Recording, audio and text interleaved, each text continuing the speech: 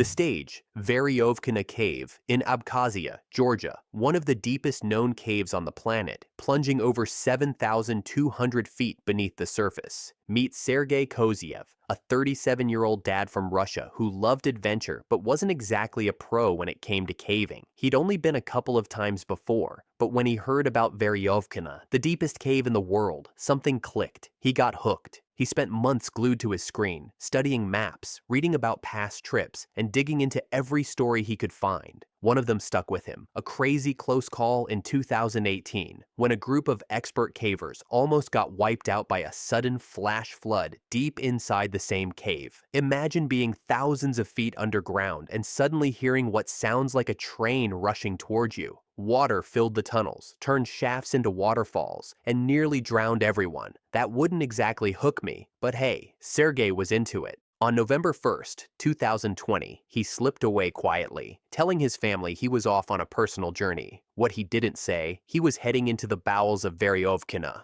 Alone. No backup team, no radio support, no advance plans. Alone. His descent began with immense vertical drops, narrow shafts, and passages that demanded precision. He camped somewhere around 2,000 feet deep, using an old expedition base, eating rudimentary meals, marking his progress in a journal. Then he went even deeper, way past the 3,600-foot mark, into parts of the cave that are normally only tackled by elite teams with years of experience. But Sergei wasn't prepared for that kind of challenge. He didn't have the right gear for climbing back up, and most importantly, he was missing things like foot loops, basically little straps you stand in to help pull yourself up the rope. Without those, climbing out is like trying to do a pull-up for hours while hanging in freezing wet air. Time passed. He kept going down, setting up camps, writing in his journal. Then came November 3rd. He made one last note in the camp logbook, and that's the last anyone ever heard from him. Back on the surface, a team from the Veryovkina Spelunking Club mounted search efforts. On August 17, 2021, roughly 9 months later, they found him at about 3,600 feet deep, face up, hanging from a rope near a freezing sump lake. Investigators believe his death was caused by hypothermia and exhaustion, likely triggered by repeated failed attempts to climb out, compounded by inadequate gear and the brutal cave conditions. Recovering his body was itself a monstrous task. Over 100 cavers participated, and due to the narrow passages and extreme depth, they had to dismember his remains in order to transport them upward. It started as an ordinary Monday adventure. 4 bright-eyed Johns Hopkins students, 2 men and 2 women, venturing into Chatrump Cave in Pennsylvania. January 24th, 2011. They weren't thrill seekers. They were scouting the cave for future club trips. They came prepared, experienced, cautious, but sometimes all the gear and planning in the world can't compete with a few inches of solid rock. Around 2:30 p.m., the group entered the cave, winding through the narrow limestone tunnels. At first, it was all excitement and exploration, but on the way out, they met the cave's cruelest feature, a tight, twisting passage known to locals as the corkscrew. To exit, you had to go head first, with barely enough room to breathe, an unforgiving hourglass-shaped tunnel that got tighter before it let up. One of the young men decided to take the plunge. He slid in head first, but miscalculated. His left leg bent up toward his chest and locked. The stone wrapped around him like a vice. Within moments, he was completely stuck, head down, chest compressed, unable to breathe properly. Blood rushed to his head, his leg throbbed, his thoughts turned foggy, and his friends, panicked but determined, tried to pull him free. But the angle was too sharp, the space too tight. After 20 desperate minutes, one student scrambled to the surface to call 911.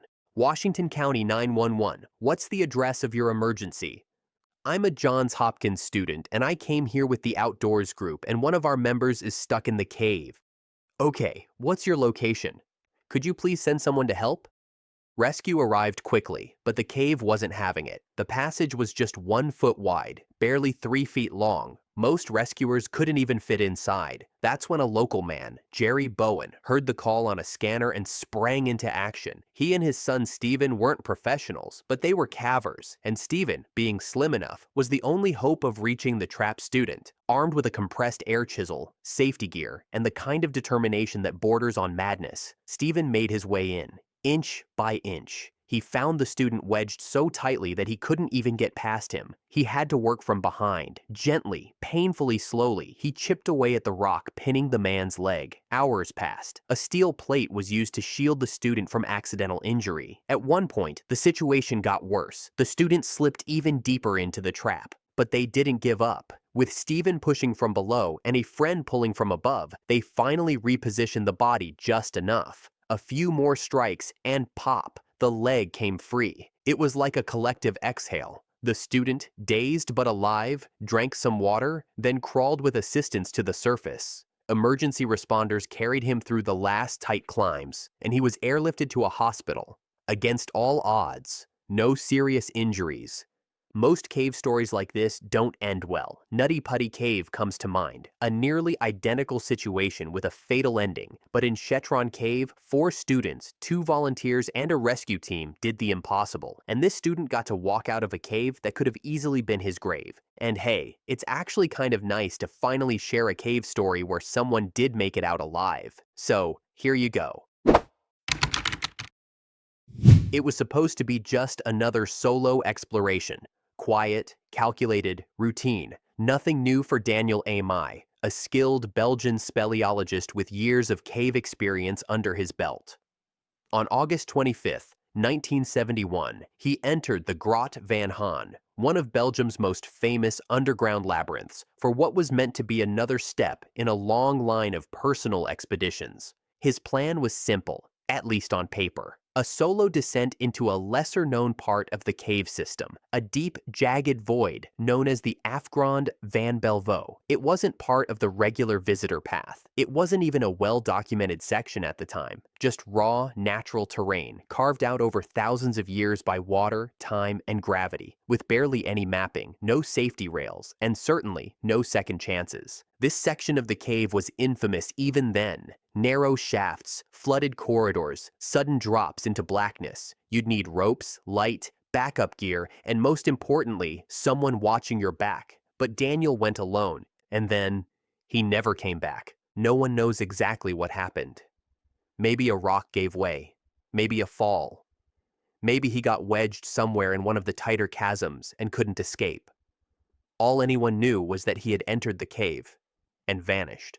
Rescue teams searched for days. Cavers combed through tunnels with headlamps and maps. Divers entered flooded sections hoping to find even a trace of equipment, a boot, a helmet, a coil of rope, anything. But there was nothing, not a single clue, just silence. Daniel Ameye had become part of the cave. His body was never recovered. No one ever found where he ended up. And that absence, that complete and utter vanishing, hit the caving world hard. After Daniel's death, cave diving and solo expeditions in the Han region were shut down for years. It would take over a decade before divers were allowed back into Belvaux, and even then, only with strict regulations and heavy safety protocols in place. Today, Daniel's story is still told in Belgian caving circles, not just as a memory, but as a warning about what happens when the cave decides you don't get to come back out. And while tourists now walk comfortably through the lit galleries of the Grot van Haan, snapping photos and listening to guides, somewhere, deep beneath their feet,